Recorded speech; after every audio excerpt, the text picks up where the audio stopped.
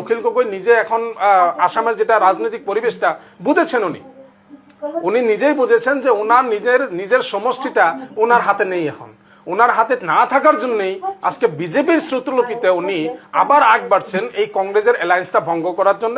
কংগ্রেসের সাথে এইবারও যে আসবেন না, এটাই আমার ধারণা ম্যাক্সিমাম, যে কংগ্রেসের সাথে হয়তো লাস্ট সময় উনি আসবেন না আর কি। দেখেন, কংগ্রেসের অ্যাটিটিউড যেটা মানে সংখ্যালঘু বিরোধী অ্যাটিটিউড, এটা প্রথম থেকেই ছিল, যার জন্য আমরা সাসার কমিটির রিপোর্টে দেখেছি যে আমাদের সংখ্যালঘু মুসলমানের অবস্থাটা কি, এটা রিপোর্ট সরকারি রিপোর্টেই দেখা যায়।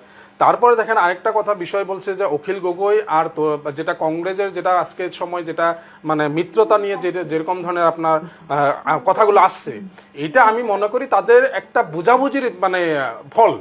তারা বুঝাবুঝির মাঝখানে এটা দেখেন, মানে এই জায়গায় শুধুমাত্র বিজেপিকে সহায় করার জন্য তারা দুইটা দল ডিভাইড করে ইলেকশন খেলার জন্য প্রস্তুত হইতেছে। আর আমি বলবো দেখেন, এই জায়গায় অখিল গগৈ বলেছে সংখ্যালঘু এরিয়ায় তার সিট লাগে।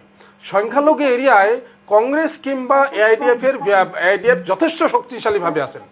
তারা যদি বিজেপিকেই তারা দূর করার তাদের লক্ষ্য, তাহলে তারা আপার আসামে যাক। আপার আসামে তারা স্ট্রংলি ইলেকশন খেলতে লাগে। তারা আপার আসাম বাদ দিয়ে শুধুমাত্র লোয়ার আসামে কেন আসেন? লোয়ার আসামে তাদের নাম্বার শুধুমাত্র তারা সিট বাড়াতে, আর সিট বাড়াতে। আর এই জিনিসটা যে আপনার কথা বললে অখিল গগৈ নিজে এখন আসামের যেটা রাজনৈতিক পরিবেশটা বুঝেছেন, উনি নিজেই বুঝেছেন যে ওনার নিজের সমষ্টিটা ওনার হাতে নেই। এখন ওনার হাতে না থাকার জন্যই আজকে বিজেপির শ্রুতলিপিতে উনি আবার আগ বাড়ছেন এই কংগ্রেসের অ্যালায়েন্সটা ভঙ্গ করার জন্য। কংগ্রেসের সাথে এইবারও যে আসবেন না, এটাই আমার ধারণা ম্যাক্সিমাম, যে কংগ্রেসের সাথে হয়তো লাস্ট সময় উনি আসবেন না আর কি। আর আপনি ডিভাইড করে দেখেন, ডিভাইড করলে যদি অখিল গগৈ আর কংগ্রেস এই দুইটা জিনিস যদি আপনার আলাদা আলাদাভাবে ইলেকশন খেলে, তাহলে অনেকটা সিটেই বিজেপিকে সহায় করা হবে।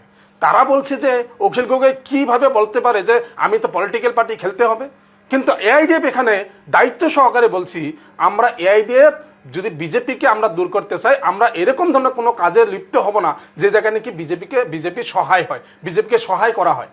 গতিকে আমরা দায়বদ্ধশীল বিজেপিকে সরানোর জন্য। কিন্তু অখিল গগৈ আজকের সময়ে উনি ভাবুকি দিচ্ছেন, যদি আমাদেরকে কথা না মানা হয়, তাহলে কিন্তু আমরা মানে বিজেপিকে সহায় করার জন্য প্রস্তুত থাকবো।